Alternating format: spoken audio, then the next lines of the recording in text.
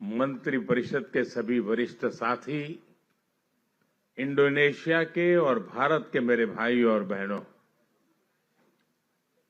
मेरा सद्भाग्य है,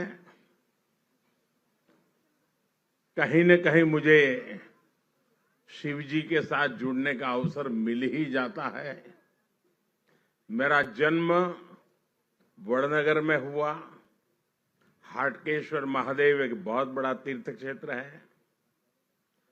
सोमनाथ द्वादश ज्योतिर्लिंग में सबसे पहला ज्योतिर्लिंग जो गुजरात की धरती पर है और जिसकी विकास में भी मेरी सीधी जिम्मेवारी है।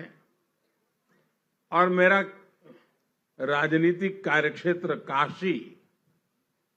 काशी विश्वनाथ महादेव, उसके आशीर्वाद मुझ पर हर निरंतर बने रहे हैं।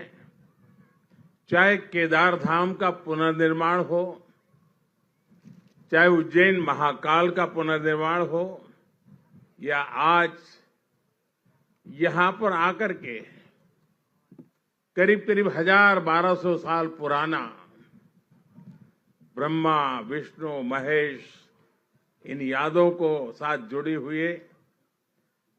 एक हमारी सांस्कृतिक विरासत का पुनरुद्धार और उसका रिनोवेशन का काम, उसका प्रारंभ करने का सौभाग्य भी मुझे मिला। मैं अपने आप में बहुत बड़ा भाग्यशाली मानता हूं। मेरे लिए बहुत सुखद अनुभव रहा। मेरी यात्रा का आज तीसरा दिवस है, लेकिन यहाँ के जीवन में, यहाँ की बातों में, यहाँ की हवा में एक संस्कृति की खुशबू है। वो खुशबू जो हम भारत की धरती पर पल पल अनुभव करते हैं। ये खुशबू हमारी सांस्कृतिक विरासत ये अपने आप में अपनत्व से जोड़ती है। 1200 साल मैं यहाँ के लोगों का हृदय से धन्यवाद करता हूं कि उन्होंने इतनी बड़ी विरासत को जिस प्रकार से संभाला है, जिस प्रकार से संवारा है और श्रद्धा भाव से किया है। इसलिए मैं इंडोनेशिया के नागरिकों का भी और अब तक रहे हुए सभी शासकों का भी मैं हृदय से अभिनंदन करता हूं। अगर मैं लासा में कैलाश मानसरोवर की यात्रा करता हूं और आज मैं इंडोनेशिया के इस पवित्र टेम्पल में आता हूं, मैं देख रहा था एक ही गुंज महामृत्युंजय जाप यहां हो रहा था। ओम नमः शिवाय का उच्चारण हर कोई कर रहा था। ये अपने आप में हृदय को स्पर्श करने वाला था। और मैं देख रहा हूं कि योग्यकार्ता के इस भव्य मंदिर कॉम्प्लेक्स में अब जब हम पुनर्निर्माण का काम करने जा रहे हैं और ये यूनेस्को का वर्ल्ड हेरिटेज है, मुझे पूरा विश्वास है आज के बाद भारत के यात्री तो यहां जरूर आएंगे। दुनिया के दूर दूर क्षेत्रों में कहीं पर भी जाएं, हमें कहीं न कहीं भारत की सांस्कृतिक विरासत के दर्शन होते हैं।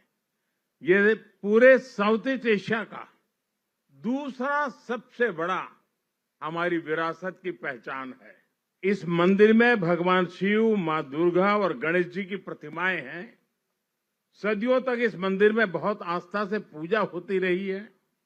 आज मुझे भी इस मंदिर के दर्शन और बिल्कुल शास्त्रोक्त रूप से पूजन करने का सौभाग्य मिला है।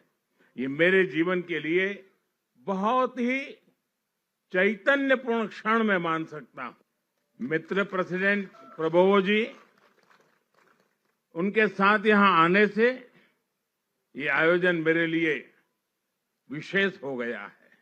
ईश्वर से भारत इंडोनेशिया की मित्रता को मजबूत करने, हम दोनों देशों के नागरिकों के कल्याण और दोनों देशों के तेज विकास के लिए परमात्मा से प्रार्थना की है, भक्ति भाव से पूजा की है। मुझे पूरा विश्वास है मेरे मित्र राष्ट्रपति जी जिस प्रकार से किसी काम को हाथ में लेते हैं तो एक फौजी के नाते बहुत वेल प्लान करते हैं और समय से पहले पक्का पूरा करेंगे। और आज उन्होंने मुझसे प्रॉमिस लिया है कि 29 के पहले इस काम को हम कर लेंगे और आपको दोबारा आना है। मैं आपको वादा करता हूं कि मैं इसके पुनर्निर्माण के बाद जरूर यहां आऊंगा और आपके साथ इस उत्सव को मनाऊंगा।